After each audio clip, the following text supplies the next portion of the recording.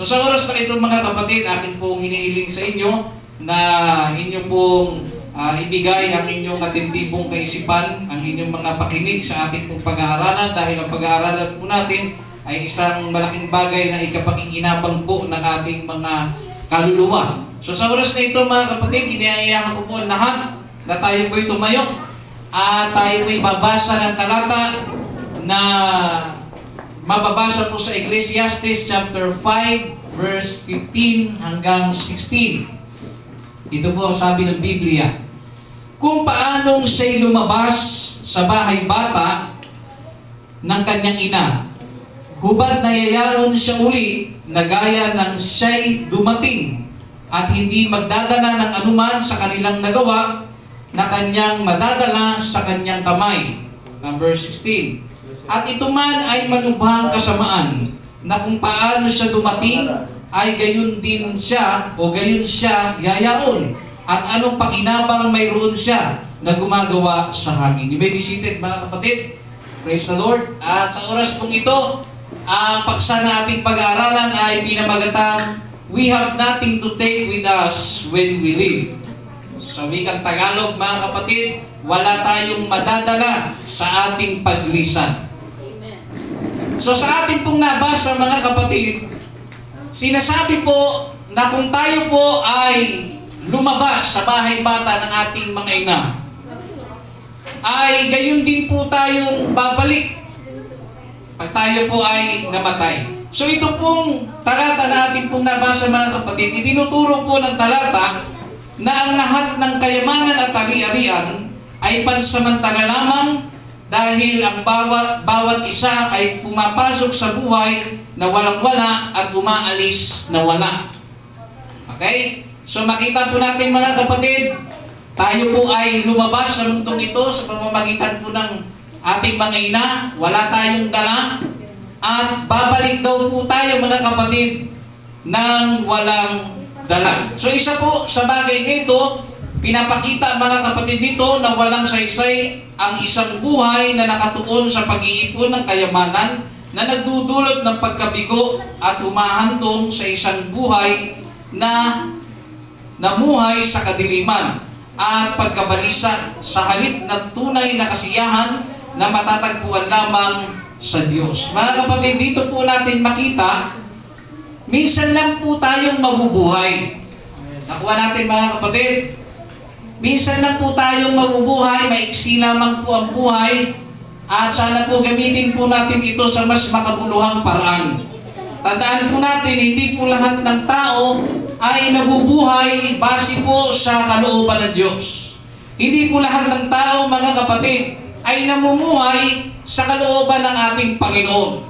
At kung ititingala mo ang iyong mga paningin o iyong ulo sa labas, mga kapatid, ng bawat simbahan, makikita po nating malinaw na marami pong mga tao ang nabubuhay sa paraan na gusto nila. Maraming tao po ang nabubuhay sa paraan na kung saan hindi po nila naiintindihan kung ano po ba ang kahulugan ng buhay.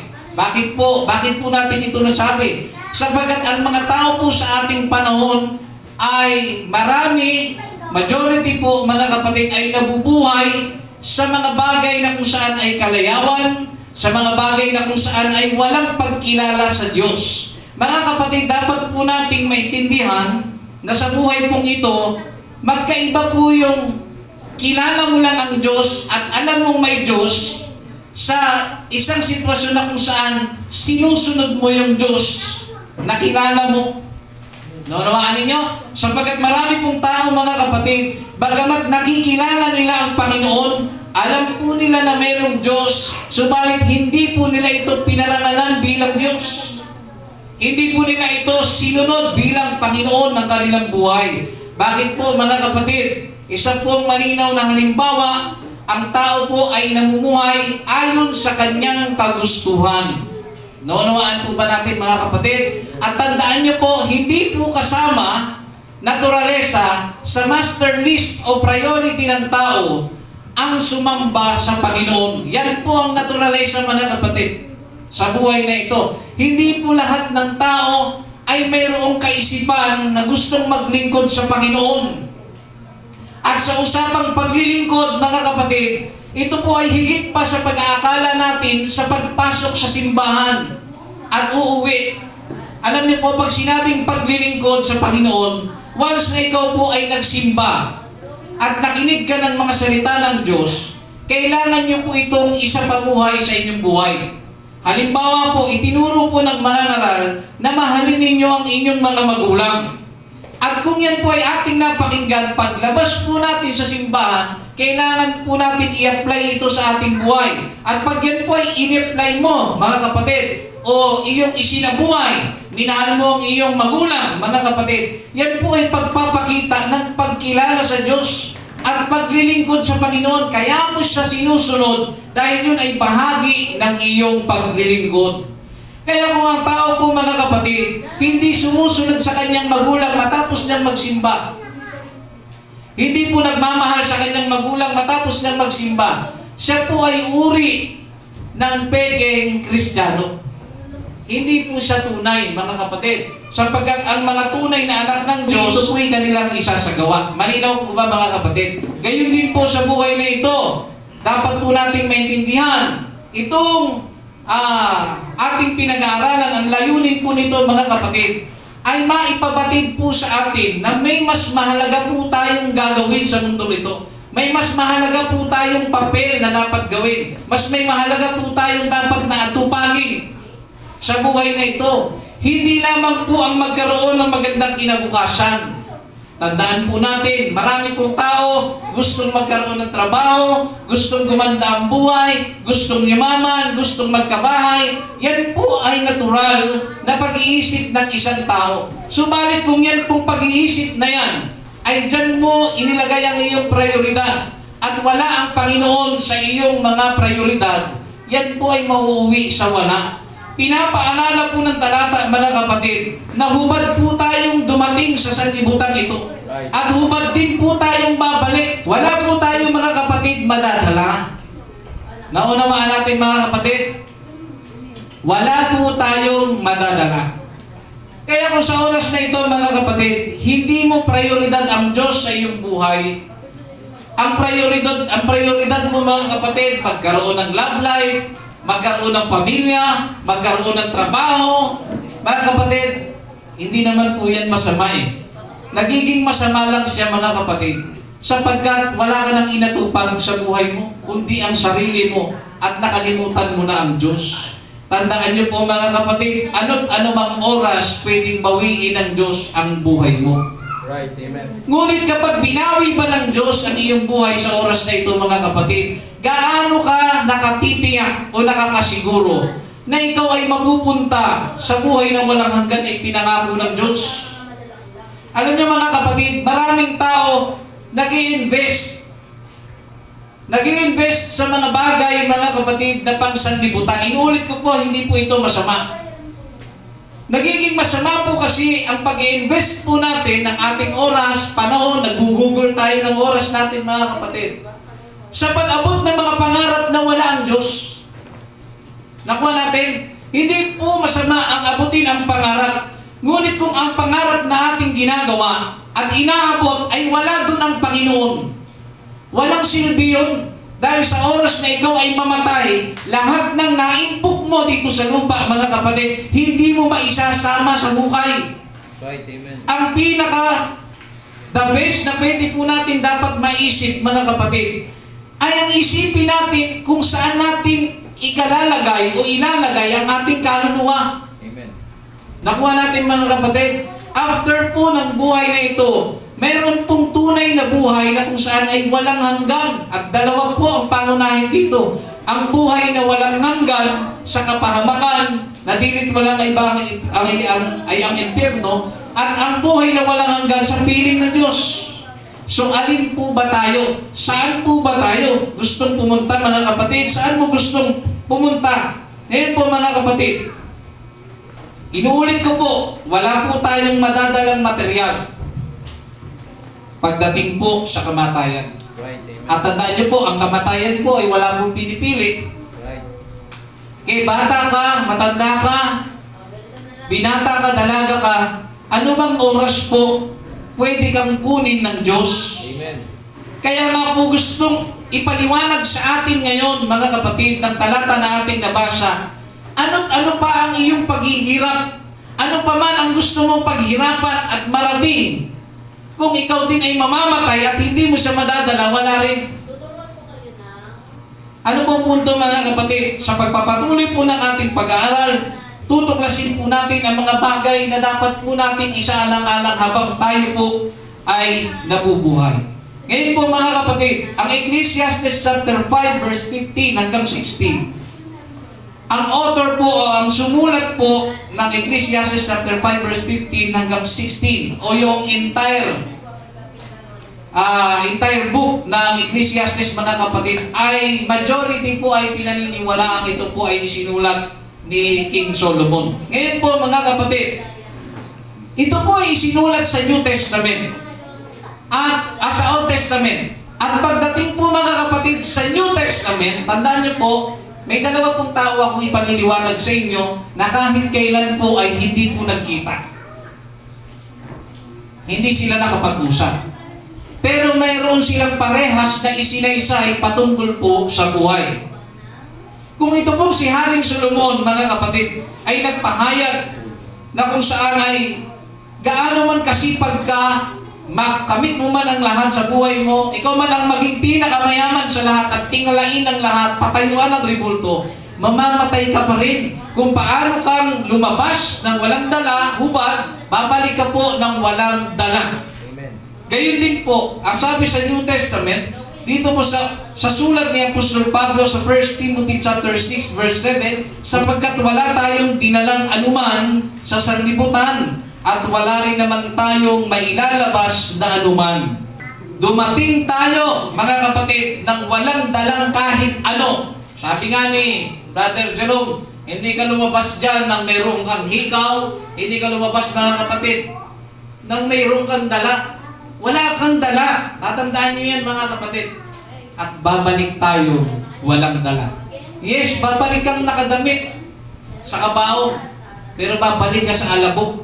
Dahil nasabi ng Biblia, tayo po ay ginawa ng Diyos sa pamamagitan ng alabok. Ngayon po, mga kapatid, ito pong dalawang taong ito na nabuhay sa magkaibang panahon. Wala naman po silang malalim na relasyon o pagkakaibigan. Wala namang record ng Biblia dahil sobrang layo, mga kapatid, ng mga taon ng kanilang buhay.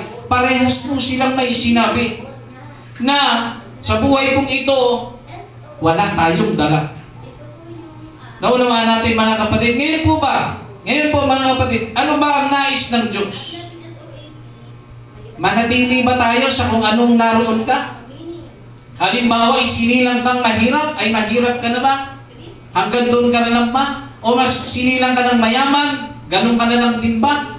Ano po ba ang ibig sabihin ng ating Panginoon? Ang sabi po sa 1 Timothy chapter 6 verse 8, ngunit kung tayo'y may pagkain at pananamit, ay masiyahan na tayo doon. Sa mga Kristiyano, mga anak ng ating Diyos, mga kapatid, kung inaari mo sa iyong sariling lingkod ka ng Diyos, pakinggan po ninyo, mga kapatid, kung inaari mo sa sarili mo na naglilingkod ka talaga sa Diyos ng totoo. Ako po'y nagsasalita sa mga taong naglilingkod ng totoo. Ulitin ko po, yung totoo, kinakausap kita ngayon. Kung inaari mo sa sarili mo na naglilingkod ka ng totoo at may katapatan sa Diyos, may aral po si Apostol Pablo na sinulatan niya si Timoteo na sinasabi, mga kapatid, ngunit kung tayo'y may pagkain at pananamit, masiyahan na tayo doon. Ibig sabihin, mga kapatid, matuto tayong makontento kung may pagkain ka.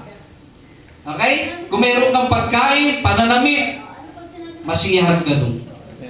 Ngunit tandaan niyo po ito, isinulat po ito may higit 2,000 taon. Wala pa pong motor. Wala pa pong sasakyan. Wala pa pong washing machine. Wala pa pong appliances. Ngayon po, bakit ba natin binibili ang mga appliances at ang mga pang-transportasyon na gamit? Dalawang bagay ang dapat natin makita. Kung ito po ay ginagamit mo para sa benepisyo mo, para sa paglilingkod sa Panginoon, nasa tamang direksyon ka. Ngunit kung yan ay ginagamit mo para iyabang, ipagmalaki sa iyong kapwa, may mali dyan. Okay? Hindi porket sinabi mga kapatid na may pagkain ka, may pananamit ka, makontento ka na. So ibig sabihin, mahirap man ikaw o mayaman ka, parehas kayong may kinakain. Tama mo ba? Amen. Ibig pang sabihin, hindi ka nagagalaw. Ibig sabihin, hindi na magagalaw ang estado ng pamumuhay mo. Hindi po yun ang ibig sabihin mga kapatid. Kasi po, ang main na need ng tao mga kapatid, pagkain, tubig, at pananamit. Naalala niyo po ba yung bagyong Yolanda na dumating sa Pilipinas, pinakamalakas na bagyo? Ang dami pong namatay. Ang daming tao doon, mayaman. Subalit nung tumama ang bagyo, mga kapatid, hindi nagamit yung pera. Amen. Ano po ang nangyari, mga kapatid?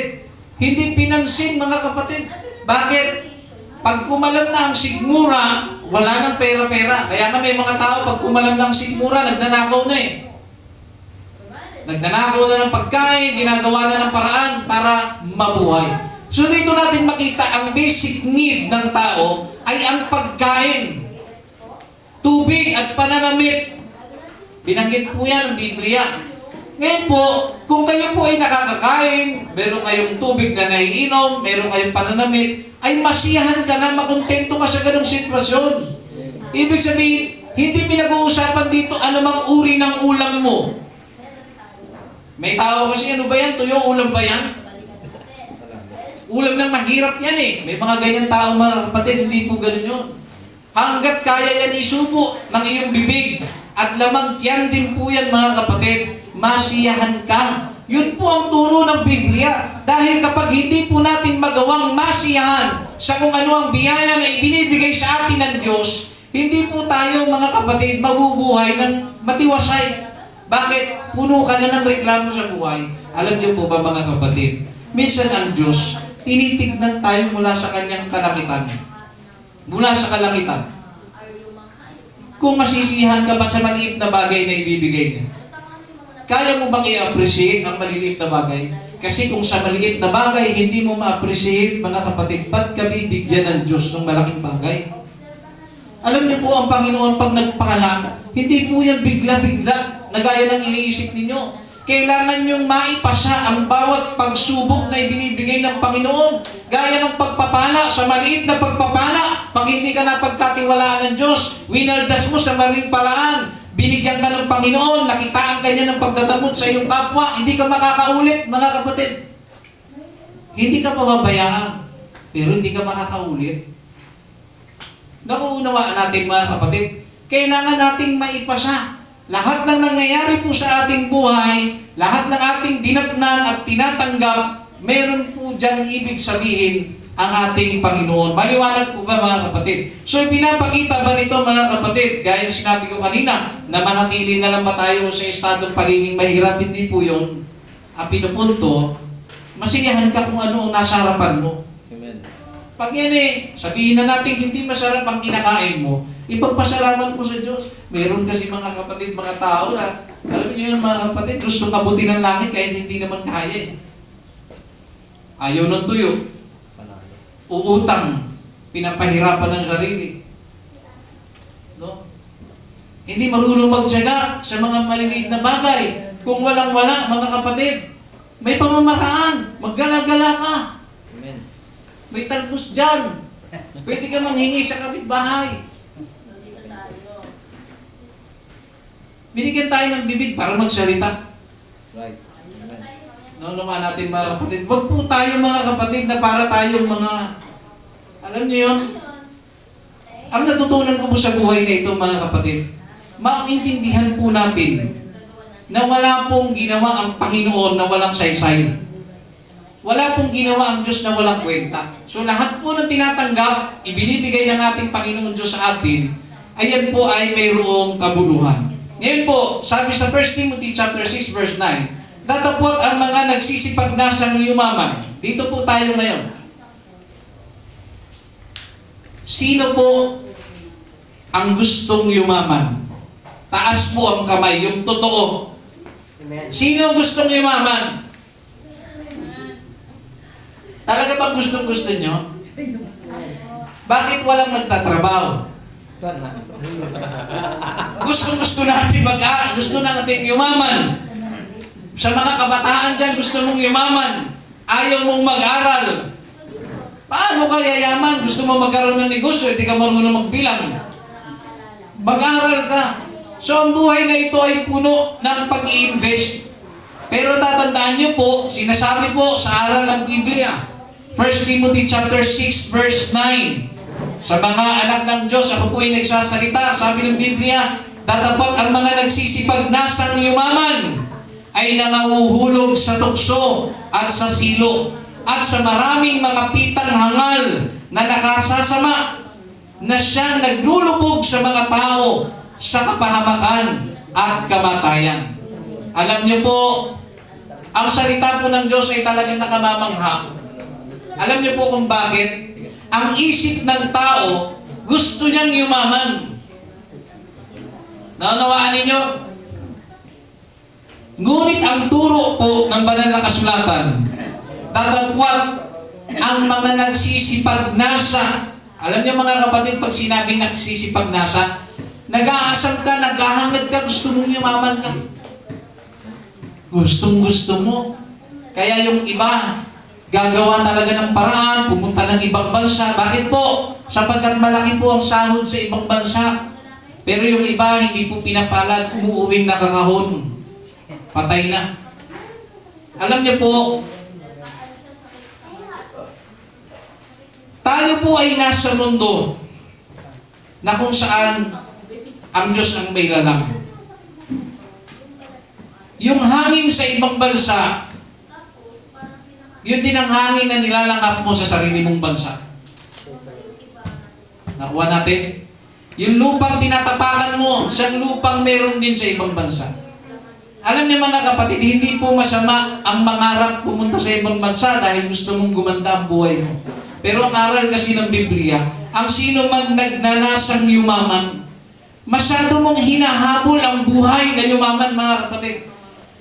Dahil sa maraming kadahilanan, gusto mong may patunayan ka sa mga kamag-anak mo na minamaliit ka, kaya ka pupunta ng ibang bansa, gusto mo silang sampalin ng katotohanan na ito minamaliit ninyo, ay kaya ko kayong hamak-hamakin pag oras na yumaman ako. Alam niyo mga kapatid, kahit naabutin mo ang mataas na kalagayan ng buhay, mga kapatid, ang sabi ng Biblia, ang nagnanasang yumaman ay nangahuhulog sa tukso.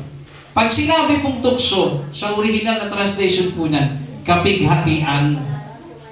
Basahin ko po ng buo. Datapot ang nagsisipagnasang yumaman ay nangahuhulog sa tukso at sa silo at sa maraming mga pitang hangal na nakasasama na siyang naglulubog sa mga tao sa kapahamakan at kamatayan. Pakinggan po ninyo mga kapatid, kapag nagnasa ka palang yumaman, base po sa Biblia, ang sabi dyan mga kapatid, yung mga taong nagnanasang yumaman, nahuhulog po sila sa tukso. Yung tukso po na sinasabi dyan mga kapatid, ay kapighatian. Pakinggan po ninyo, yung nagnanasang yumaman at narating mo na, halimbawa, narating ka ng isang taong pagiging mayaman, ang sabi ng Biblia na hindi matututulan ng kahit na sino, sila po ay nangahuhulog sa kapighatian. Alam niyo kung bakit? Dadating kasi sila sa isang realidad. Pakinggan yung maigi. Tiniis mo ang buhay. Pumunta ka sa ibang bansa, halimbawa. Yun naman ang pinaka-common eh. Sabihin na natin 15 years. Pumunta ka sa ibang bansa. Iniwan mo ang pamilya mo, tiniis mo. Dahil daw sa ikang pagmamahal. 15 years. Pagbalik mo, naging successful ka. Pero pagbalik mo, patay na ang iyong asawa. Patay na ang iyong ina. O kung buhay man sila, nasa kalagayan po silang may karamdaman. Pero marami pang pera. Pero dadating ka sa isang sitwasyon na marirealize mo na mas mahalaga ang mga oras na nawala kasi sa mga perang kinita mo. Bakit? Naiisip po ng mga taong successful sa buhay, nung sila po'y bumalik, naiisip nila, para saan ang pera? Kung hindi na nito kayang pagalingin ng aking ina. Para saan itong mga tagumpay ko? Para saan itong mga nagawa ko para sa mga anak ko? Pero hindi na nila ako kinilala. Pakinggan po ninyo ha. Nung bumalik si ina, nung bumalik si tatay, hindi na siya kilala ng kanyang anak. Mana pa sinabi, anong gagawin ko sa kayamanan? Anong gagawin ko sa malaking bahay? Anong gagawin ko sa kotseng ibinigay mo sa akin? Tatay, nanay, anong gagawin ko? Kung sa mga panahong kailangan ko kayo, wala kayo. Graduation ko, wala kayo. Mga panahong lubog na lubog ako sa buhay, hindi ko alam kung anong gagawin ko, wala kayo. Ang kailangan ko yung oras ninyo, ang suporta ninyo, pero wala kayo. Nakita ninyo mga kapatid? Kaya hindi po palaging solusyon ang magkaroon ka ng magandang buhay. Dahil ang batayan ng buhay mga kapatid ay ang masulit mo na maging masaya ka. Ang dami-dami mong tinitiis para sa salapi. Pero nalimutan mo, hindi po habang buhay ang buhay. Ang dami pong taong nagsisi. Dapat yan maisip natin. Maging lesson sa ating mga kapatid. Maging lesson sa atin ito. Sobrang dami pong nagtagumpay sa buhay na ang testimony nila mga kapatid, pare-parehas. Lalo na pag nasa banig sila ng karamdaman mga kapatid, nasa ospital sila, mamamatay na sila. Alam niyo po, pare-parehas ang naririnig yung kwento. Ang dami kong pera. Anong gagawin ko rito? Kung mamamatay na lang din naman ako. Pero naman tao, sobrang yaman. May factory, may pagawaan ng sapatos. May diabetes, putulang pa. Anong gagawin ko? Ang ganda ng aking negosyo. Meron akong mga sapatos. Narinig ko po yung testimony na yan. Yan po yung pinangangaral mga kapatid. Ngunit wala akong paa. Para saan? Alam niyo mga kapatid, dito dapat nating ma-realize. Lumabas po tayo ng walang dala. Bakit hindi natin sulitin ang pagiging masaya? At i-stressin natin ang ating mga sariling abutin yung mga bagay na hindi naman natin kaya. At kapag pinilit mo, sabi ng Biblia mga kapatid, maging matagumpay ka man, maging kilala ka man, maging tanyag ka man, makuha mo man ang lahat, maging ikaw man ang maging mayaman sa mundo, hindi mababali ang salita ng Panginoon mga kapatid, na ang lahat ng mga naging successful na walang Diyos sa buhay, ang sabi ng Biblia, nangahulog sa tukso, o nangahulog mga kapatid, sa kapighatian. Sobrang yaman, walang kaibigan. Sobrang yaman, niloloko. Dahil lahat ng lumalapit sa kanya, hinihingian lang siya ng pera. Wala siyang makitang tunay na kaibigan. Dahil pinipirahan lang siya. Alam niyo mga kapatid, dapat nating palawakin ang ating kaisipan mga kapatid. Mauhulog ka lang sa tukso. Mauhulog ka lang mga kapatid sa kapighatian kung pipilitin mong yumaman. Hindi ko po sinasabing wag niyong pangaraping yumaman, pero sana nasa tamang direksyon ng pagyaman. Sana galing sa Diyos. Sana bigay ng Diyos. Naalala niyo yung sinasabi mga kapatid ng Biblia yung isang tao. Anong sinabi niya? Hinihingi niya lang ang wisdom. Kasi ang sabi niya, kung ako po ay yumaman, pagyamanin mo ko, baka makalimutan kita. Amen. Karunungan ang hiningi niya mga kapatid. At nung ito po ay narinig ng Diyos, dahil sa yan ang iyong hiningi, yung mga bagay na hindi mo hiningi, ibibigay ko sa iyo. Nakita niyo mga kapatid, matuto po tayo. Ang dapat nating tamasahin at makuha ay ang karunungan. Karunungan ng buhay mga kapatid. Yung maintindihan mo kung bakit tuyo lang ang ulam mo. Yung maintindihan mo bakit naghihirap ka ngayon. Kasi yung iba, nagpapakamatay, nabuburyo sa buhay kasi hindi nila naiintindihan at hindi nila po matanggap ang kinalalagyan nila. Bakit? Kulang sa karunungan. Yung karunungan dapat ang ating intindihin. Bakit bigla na lang ikaw nagkasakit sa kabila na nagtatapat ka sa Panginoon? Pag wala kang karunungan kapatid, questionin mo ang Diyos. Pero kung may karunungan kang taglay na mula sa Panginoon, sa kabila ng katapatan mo, bigla kang nagkasakit, maiintindihan mo kung bakit ka tinamaan ng sakit. Dahil may ibig sabihin ng Diyos, may gustong ipaunawa sa iyo ang Panginoon. Ako po ay nagsasalita sa mga matitindi sa paglilingkod sa Diyos. Magki-question ka, bakit ako nagkaroon ng sakit? Hindi po masama ang maglingkod, pero dahil pinabayaan mo ang sarili mo, lingkod ka ng lingkod, mga kapatid, pinabayaan mo ang sarili mo, nagkaroon ka ng karamdaman, hindi mo pwede questionin ng Diyos. Amen. Dahil may aral din ng Biblia, mga kapatid, na ingatan natin ang templo ng Panginoon. Kaya hindi rin maganda, hindi po rin maganda, mga kapatid, pag hindi balanse. Hindi po pwede puro kalingkod ng lingkod sa Panginoon dahil meron pong talata sa Biblia, nagkasakit dahil sa matinding paglilingkod. Pero hindi naman po sinabi ng Biblia masama nun. Pero kung gusto po natin makapaglingkod ng mas mahabang panahon sa Diyos, ingatan po natin ang ating mga katawan. Minsan lang po tayong mabubuhay, mga kapatid. Ngayon po, sa mga nagnanasang yumaman, mahuhulog daw sila, mga kapatid, sa mga kapigatian at sa silo. Patibong daw, mga kapatid. Yung silo, patibong po yan. Nahuhulog daw po sila sa kapigatian at sa mga patibong at sa maraming pitang hangal. Pag sinabing pitang hangal, mga pagnanasa, mga kapatid, na walang iniisip kundi para sa kanyang sarili lang. Naunawa natin, mga kapatid, pitang hangal na nakasasama na siyang naglulubog sa mga tao sa kapahamakan at kamatayan. Sa mga nagnanasang yumaman, pinapaalala sa atin, iniaaral sa atin ng Biblia, mga kapatid, na mahuhulog po tayo, mga kapatid, sa mga bagay na ito, sa kapahamakan at kamatayan. Marami na pong example niyan, mga kapatid, sa buhay na ito. Hindi tumigil, gustong-gustong yumaman, namatay.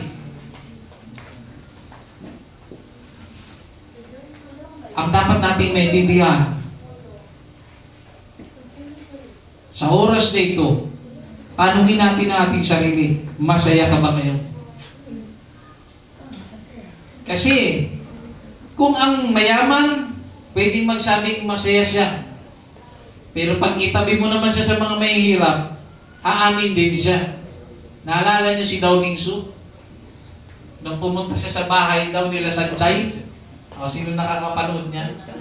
Namangha siya sa bahay, kasi ang liit lang ng bahay. Ay, kahit yun po ay mga teleserye, mga kapatid. May madadampot ka doon.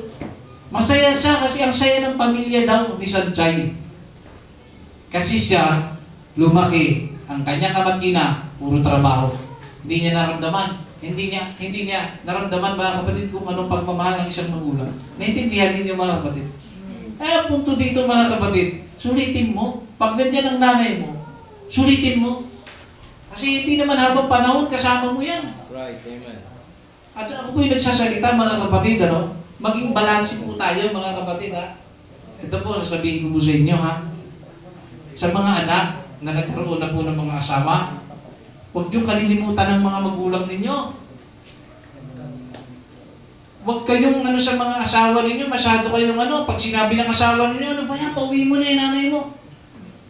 Napakawalang utang na loob ng marami pong mga anak. Sa totoo lang, mas natitiis po nilang ang kanilang mga magulang, mga kapatid, ay pabayaan. Wag lang magalit ang asawa. Mga kapatid, ako hindi ganun, mga kapatid, hindi ako papayag na ganun. Tatandaan niyo po, mga kapatid, kung hindi dahil sa inyong mga magulang, wala po kayo sa buhay na ito. Amen. Ginamit po silang instrumento ng Diyos, makita mo ang buhay. Right. So kailangan, mga kapatid, parangalan nyo yan hanggat nabubuhay yan. Huwag po tayong mga paingbabaw o mapagpakunwari, nakapagpatay na. Nanay, patawarin niyo po ako, hindi ako naging mabuting anak. Alam niyo, mga kapatid, doon mo pa ba yan sasabihin sa lugar na hindi niya na maririnig kung pwede mo naman sabihin ngayon? Amen. Alam niyo, mga kapatid, ang tao, minsan pag nagsisi, walang silbi yung pagsisisi. Yung hindi na naririnig ng tao. At yan ang wag na wag ninyong gagawin, mga kapatid. Hanggat may pagkakataong masabi ninyo sa isang taong mahal niyo siya, mahalaga siya sa iyo, sabihin mo. Dahil hindi po natin alam kung kailan po tayo mawawalan. Sa ating pong pagpapatuloy mga kapatid, isa sa pamantayan ng kayamanan ay hindi lamang po mga kapatid ang ari-arian at salapi. Sige, sa mga tanggap ninyo sa inyong sariling mahihirap tayo, taas pong kamay. Lahat tayo mahirap, wala pong mayaman dito. O sa mga manonood, lahat po kami mahirap. Okay, so pwede na natin ibaba. Alam niyo po, kung meron po ditong naiinggit, dahil mayaman yung kaibigan mo, mayaman yung katrabaho mo, may kotse sila, etc. Huwag niyo po siyang kainggitan. Alam niyo kung bakit? May Diyos kayo. Naintindihan niyo? May Diyos po kayo na sa oras na walang-wala kayo, nalalapitan ninyo. Nakakapanalangin kayo. Nakaka-heart-to-heart talk ninyo ang Diyos. Hindi katulad nitong mga nag-aastang mayaman mga kapatid. Sa oras ng mga sinusubok sila sa buhay, hindi alam kung saan pupunta. Minsan nauuna pa sa albularyo. Lahat, hanapin nila. Tapos ang lagi nilang last choice, mga kapatid, last choice nila. Pag wala na talaga, kahit ang milyones na pera nila, hindi na sila kayang pagalingin. Alam niyo po ang last na gagawin nila? Manampalataya ka sa Diyos. Naunawaan ninyo? Ang tao, pag malakas, walang Panginoon. Pag nagkasakit, gagawa ng paraan para gumaling. Kung saan-saan pupuntang mga manggagamot, minsan pupunta sa mga albularyo, gagastos ng napakalaking pera. Pero kapag dumating na siya sa punto ng kanyang buhay, na kahit na ang kanyang pera ay hindi na po kayang dalhin siya o bigyan siya ng kagalingan sa kanyang buhay, ang laging huling destinasyon ng tao, ang Panginoon. Ganyan po ang tao. Kapag hindi na kaya, tsaka lang lalapit sa Panginoon. Pero yung mga wala pa siyang yung mga panahon na wala siyang sakit, wala siyang karamdaman, wala siyang problema, walang Panginoon na kinikilala. Pero kapag nandiyan na siya sa sitwasyon na agaw buhay na siya, sa kanya lang maiisip ang Panginoon. Ngunit ang Diyos ay tapat sa kanyang pangako na kung sino man tatawag sa kanyang pangalan ay kanyang pakikinggan, kanyang tutugunin. Ngunit ang nakakalungkot po na katotohanan, kapag ang isang taong agaw buhay ay binigyan ng Diyos ng pagkakataong mabuhay at siya'y gumaling, nakakalimot na po siya sa Diyos. Parang walang Diyos na nagpagaling sa kanya. Yung tipong inaasahan niya na siya'y pinagaling ng mga doktor. Pinagaling, dun siya. Minsan pagtatakpan ng katotohanan na dahil sa Diyos ay pinagaling. Praise the Lord. Naunawaan ninyo mga kapatid. Sa mga may pandinig, makinig kayong maigi. Huwag kayong tatawag sa Diyos sa panahong hindi nyo na kaya. Yung tipong mamamatay na kayo. Huwag kayong tatawag sa ganong sitwasyon lamang. Kundi kayong malakas pa kayo. Maglingkod kayo sa Diyos. Maglingkod po tayo sa Panginoon. Tawagan natin ang Diyos. Sa panahong masaya tayo, tumawag tayo sa Diyos. Sa panahong wala tayo, tumawag tayo sa Panginoon. Huwag po tayong gumaya sa mga tao na kung kailan mamamatay na, tsaka lang tatawag sa Panginoon. Tsaka lang maglilingkod sa Panginoon. Tsaka lang mga ako na kapag ako'y pinagaling mo, Panginoon, maglilingkod ako sa iyo. Bakit mo pa aantayin, umabot ka sa ganong sitwasyon? Kung ngayong malakas ka pa, pwede mo nang ibigay sa Diyos. Amen.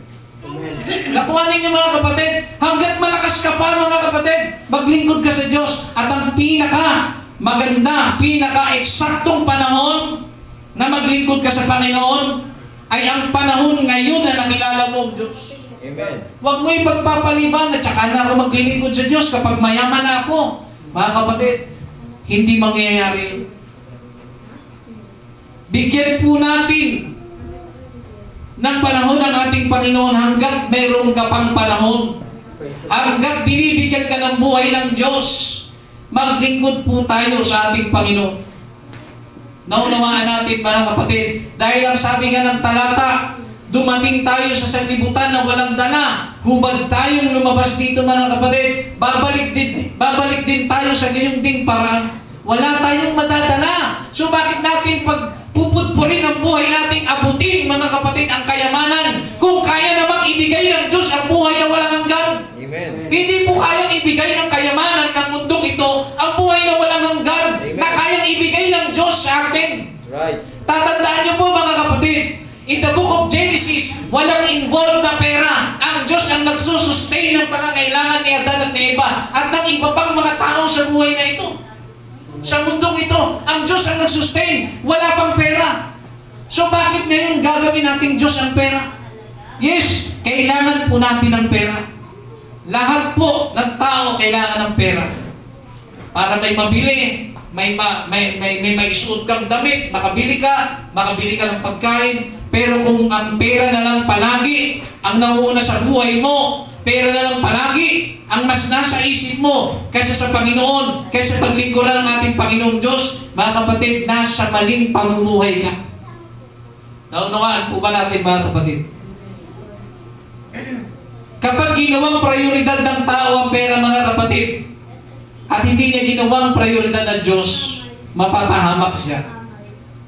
Maniwala kayo mga kapatid. Ang sabi po sa 1 Timothy chapter 6 verse 10, sapagkat ang pag-ibig sa salapi ay ugat ng lahat ng uri ng kasamaan na sa pagnanasa ng iba ay nangasinsay sa pananampalataya at tinuhog ang kanilang sarili ng maraming kalumbayan. Ulitin ko po mga kapatid, sinasabi po ng aral ni Apostol Pablo sa sulat niya kay Timothy, ang pag-ibig daw sa salapi ay ugat ng lahat ng uri ng kasamaan. Praise the Lord.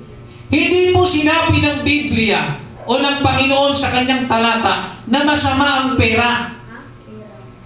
Inuulit ko po, hindi po sinabi ng banal na kasulatan na masama ang pera.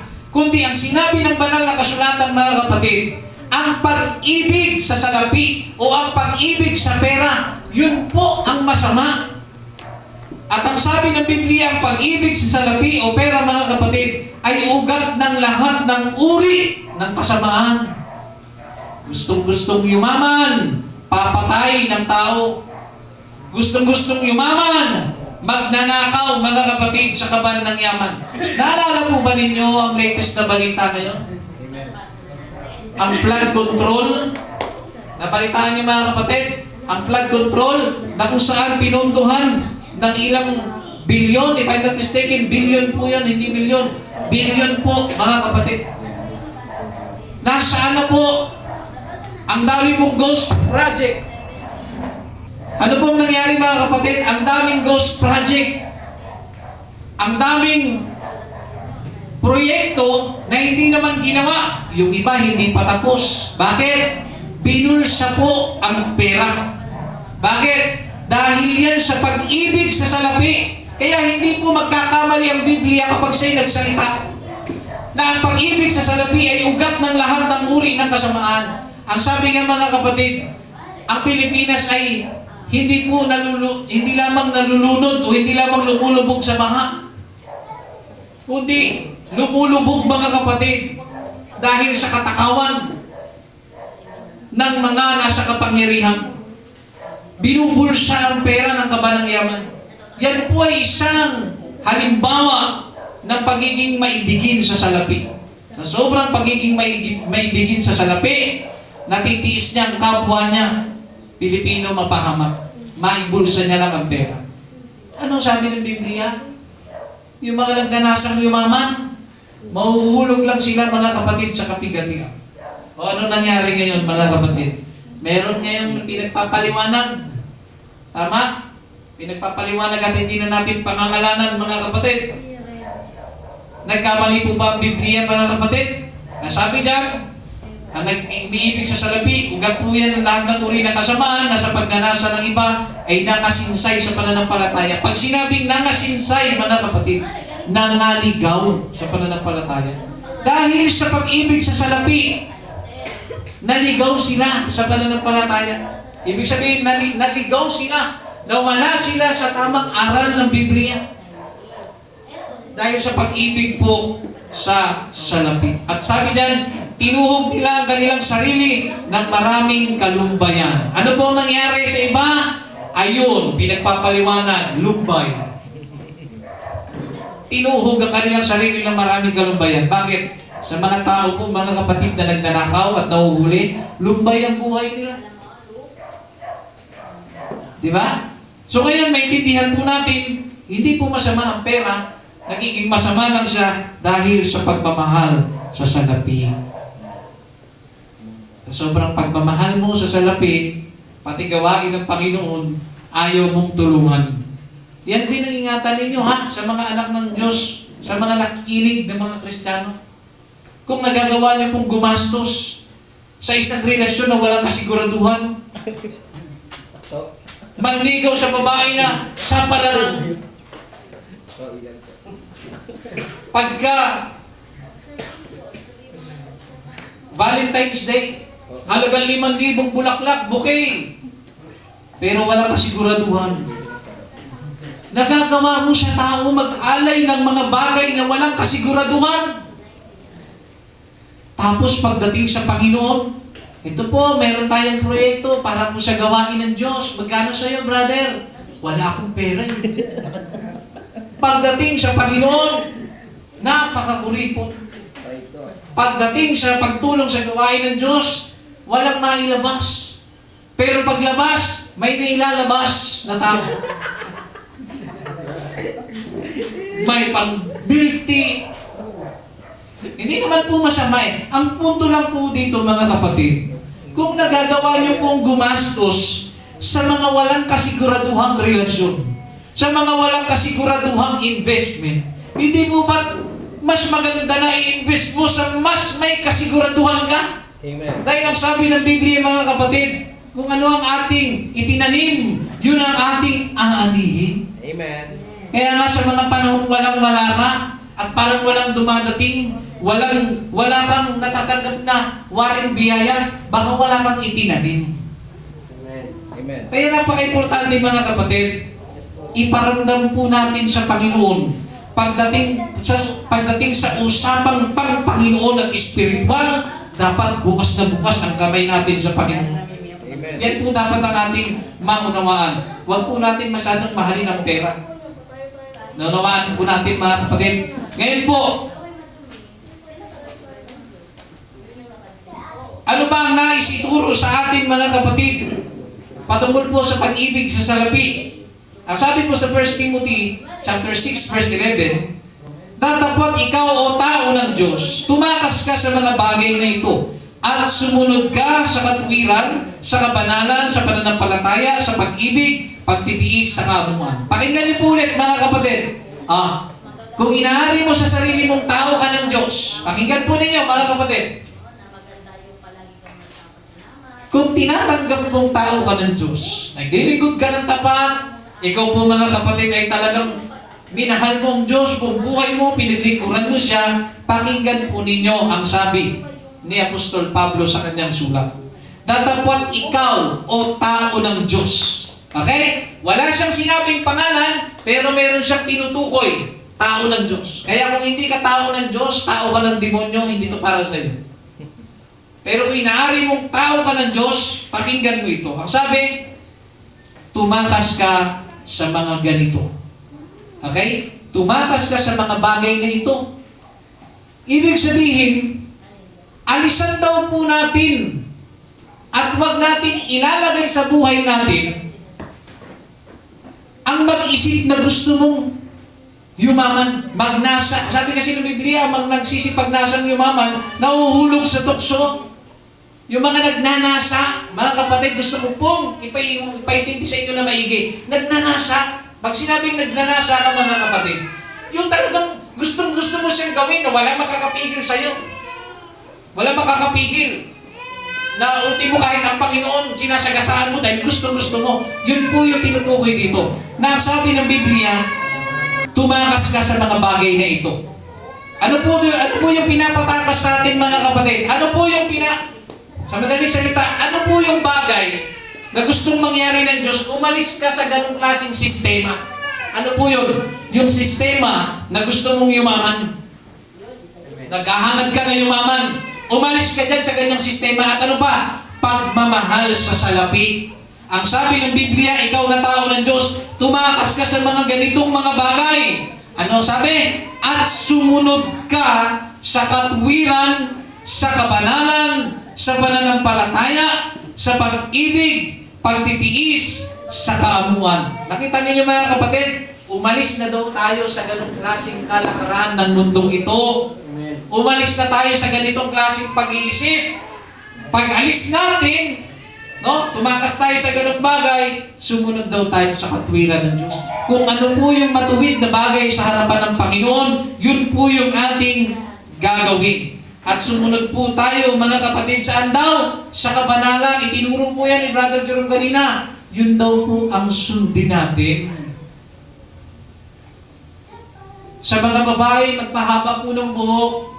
Alam niyo po mga kapatid, hindi po yan sasabihin ng Panginoon nang wala siyang dahilan. Amen.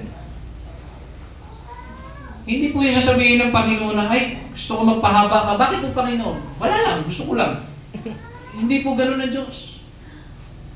Alam niyo kung bakit pinapahaba ang buhok ng babae? Ng isang tunay na Kristiyano, tunay na naglilingkod sa Diyos, sa mga babae, ako yung nagsasalita.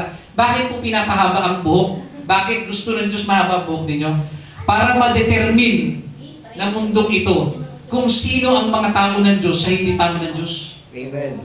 Right. Nakita ninyo mga kapatid? Paano niyo po ba malalaman ang pagkakaiba ng tupa at kambing? Yung isa may... yung ba mga kapatid? Siyempre una yun sa pagsasalita. Sa tinig pala pagsasalita, nakakatakot yung pagsasalita na. Kambing ako! Hindi mga kapatid. Sa tinig niya, malalaman mo. Ano ba mga kapatid? Sa appearance niya. Right. Amen. Hindi mo maluloko mga kapatid. Ang taong may alam kung ano ang kambing at kung ano ang tupa. Hindi pwede ipilit ng kambing na tupa ko, tupa ko. Paano ka magiging tupa? Panot ka. Ano ba ibig sabihin mga kapatid? Ano? Ibig sabihin, bagay may kapintasan sa harapan ng Diyos. Ano po punto nun mga kapatid? Pag ikaw po ay tupa ng Diyos, kung ikaw po ay babae, tupa ka ng Panginoon, mahaba ang buhok, ang iyong boses tuloy. Mahaba ang iyong buhok. Okay? Sa mga kapatiran po natin maaaring ngayon nyo lang po ito narinig. Maaaring si Sister Pareng, tawag ito, na-remind sa ganitong bagay. Kailangan po natin magpahaba ng buhok. Alam niyo po mga kapatid, kung talagang gusto natin pumasok ng langit, lahat po ako po yung nagsasalita sa mga babae, pahaba kayo ng buhok. Kasi yan lang po ang tanging paraan para maihiwalay kayo kung sino po ang tao ng Diyos sa inyo. Amen. Nakuha ninyo mga kapatid. Kaya sa mga kapatid nating babae, narinig nyo ito, magpahaba kayo ng buhok, mga kapatid. Huwag nyo po iisipin nyo, sabi ang haba-haba na ng buhok mo, mukha ka ng kabayo. Eh, sa mata mo yun. Wala akong pakialam sa mata mo, wala akong pakialam sa nararamdaman mo. Basta ako magpapahaba ko ng buhok dahil ito ang gusto ng Panginoon. Amen. Tsaka wag mo akong i-discriminate. Dahil sa mahabang buhok ko, at ikaw ay nasa fashion ka, may kulay ka pa. Tingnan mo, Pilipino ka, green ang buhok mo.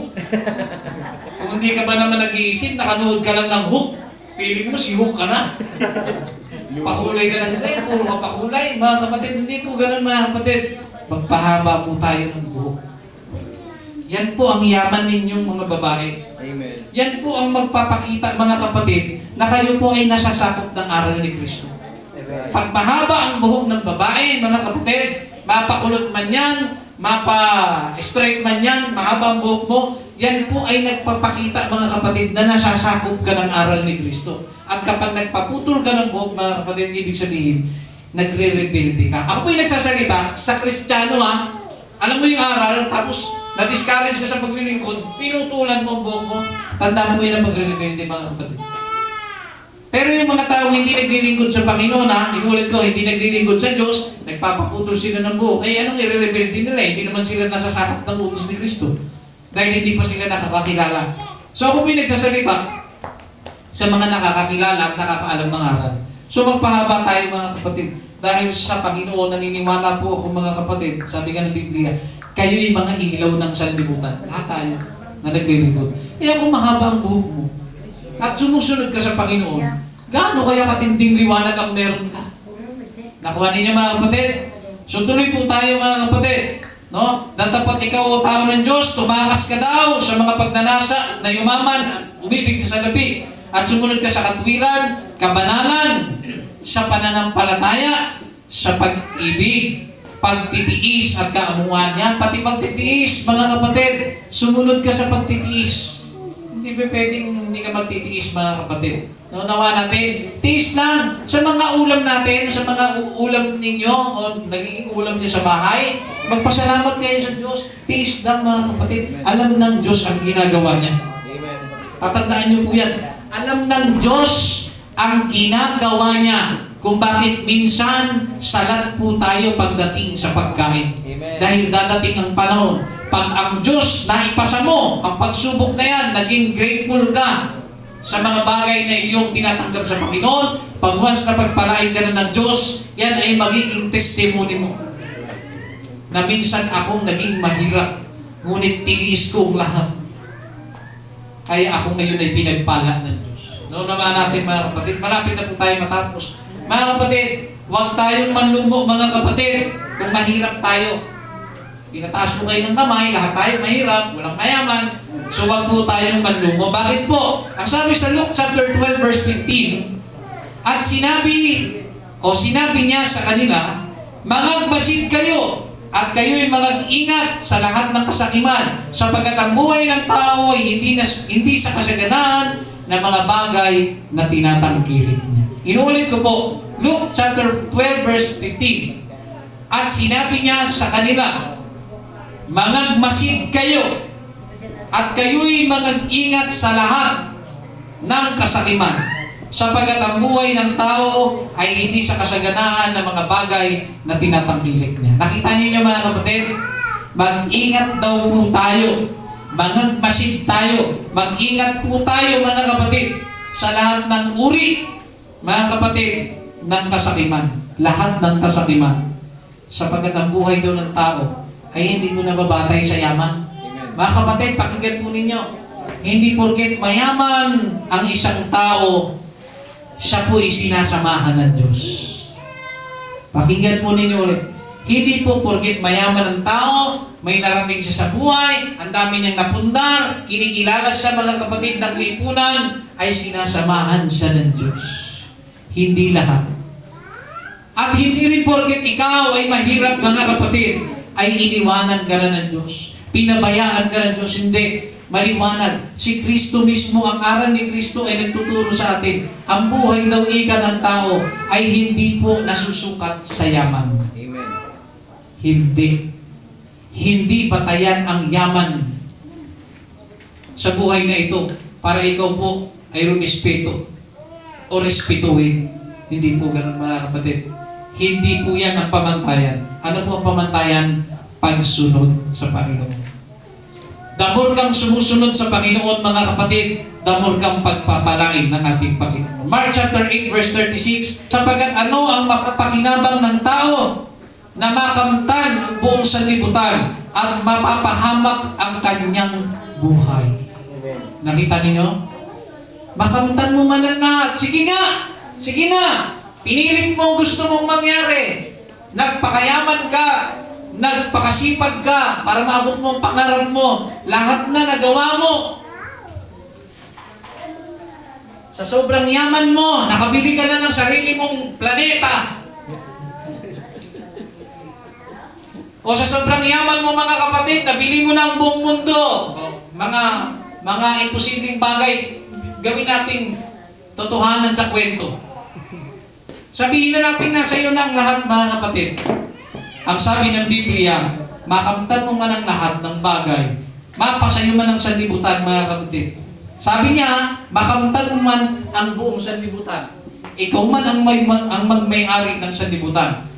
Kung mapapahamak naman ang iyong kaluluwa, wala rin silbi. Amen. Nakita ninyo ha? Nakita ninyo? Makamtan mo man ang buong mundo, sanlibutan. kung maiwala mo naman ang kaluluwa mo. Ito po yung nagpapakita na kung saan, kahit ibayad mo pala ang buong mundong ito para sa isang kaluluwa, hindi pala kayang bayaran. Nakita ninyo mga kapatid? Kasi ang sabi, mapasayo man ang buong mundo, kung maiwawala mo ang kaluluwa mo, wala rin. So nakikita ninyo mga kapatid kung gaano kahalaga ang isang kaluluwa pa lang yan mga kapatid. Hindi kayang bayaran ng mundong ito ang isang kaluluwa na mawawala kung siya po mga kapatid ay hindi maglilingkod sa ating Panginoon. Kaya napakahalaga po niyan mga kapatid. Hindi po basta ng kayamanan ang mahalaga. Ang pinakayaman po natin, yung kaluluwa natin saan natin dadalhin. Ano nga natin mga kapatid? Ngayon po, sa ating pong pagtatapos, meron po tayong 6 na ipapaliwanag. Ano ang itinuturo ng paksa na ating pinag-aaralan patungkol dito? May 6 po tayong babalikan. Una po, maalaman po natin na tayo po ay mga taong walang dalang dumating dito. At wala rin po tayong madadala pabalik. So wala ka palang madadala, ba't mo i-stressin ang buhay mo? Nakuha ninyo? Ba't hindi mo piliing maging masaya? Ba't hindi mo piliing paglingkuran ng Diyos? Kung babalik ka lang din naman eh. Tatandaan niyo po ha, dadating ka dito. Babalik ka lang din pala. May realidad kang haharapin. Kaya nga, tinuturo sa atin, nasa iyo na lahat, sige. Pero babalik ka sa Diyos. Pagsusulitin mo ang iyong ginawa. Una, maalaman po natin na tayo po'y dumating dito at babalik po tayo ng wala ring dala. Pangalawa, huwag nating hangarin ang yumaman. Maliwanag po mga kapatid, huwag daw po nating hangarin ang yumaman. Ikatlo po, huwag nating mahalin ang salapi. Ika-4, matuto tayong makontento kung may pagkain at pananamit po tayo. Ika-5, i-enjoy lang po natin ang ating buhay. Masiyahan po tayo sa kung ano po ang meron po tayo. Ika-6, sumunod tayo sa katuwiran, kabanalan, pananampalataya, sa pag-ibig, pagtitiis, sa kaamuhan. Naunawaan po natin mga kapatid. Naunawaan po ba natin mga kapatid? Amen. Sana wag pong masayang yung ating pinag-aralan mga kapatid. Inuulit ko po, wala tayong dalang dumating, babalik tayong walang dala. Kaya kung wala ka lang din namang dala, mabuhay ka na lang ng mayroong kabuluhan. Mga kapatid, ang sabi ng Biblia, Psalms chapter 37 verse 4, magpakaligaya ka naman sa Panginoon at bibigyan ka niya ng nasa ng iyong puso. Mga kapatid, ang puso mo ay tinitignan ng Diyos. Ang puso mo, mga kapatid, tinitignan ng Diyos. Ang sabi niya, magpakaligaya ka naman sa Panginoon at bibigyan ka niya ng nasa ng iyong puso. So kung makikita mo pala ang iyong sarili na masaya ka sa paglilingkod sa Panginoon, kung ano po yung mga nasa mo mga kapatid, ibibigay pala sa iyo ng Panginoon yun. Naunawaan natin mga kapatid, ibibigay po sa atin ng Diyos. Okay, dito po tayo matatapos mga kapatid. Hinihingi ko po ang inyong atensyon mga kapatid. Ang sabi ng Biblia, magpakaligaya ka sa Diyos. Yung totoo kaya, sumagot kayo sa inyong kaisipan. Ilang kaya sa atin dito ang talagang maligaya sa paglilingkod sa Diyos? Kasi, ang natitiyak ko, ang taong maligaya sa paglilingkod sa Diyos, unang-una, aktibo yan. Wala sa ibang prioridad, kundi ang mapasaya ang kanyang Diyos na pinaglilingkuran. At hindi siya masaya sa tuwing hindi siya nagsisimba o nakakapagsimba. Nakita niyo mga kapatid? Kaya sagutin natin yan. Yung tanong na yan sa ating mga sarili, maligaya ka ba sa paglilingkod sa Diyos? Amen. Kasi ang alam kong maligaya, laging sumisimba, laging nananalangin sa Panginoon. Alam niyo mga kapatid, gusto ko i-express yung aking nararamdaman bilang tao. Gusto kong pakinggan po ninyo ito. Hindi ko maintindihan. Gustong-gusto natin lumakas sa pananampalataya, ngunit kulang na kulang po tayo sa komunikasyon sa Panginoon. Hindi ko maintindihan.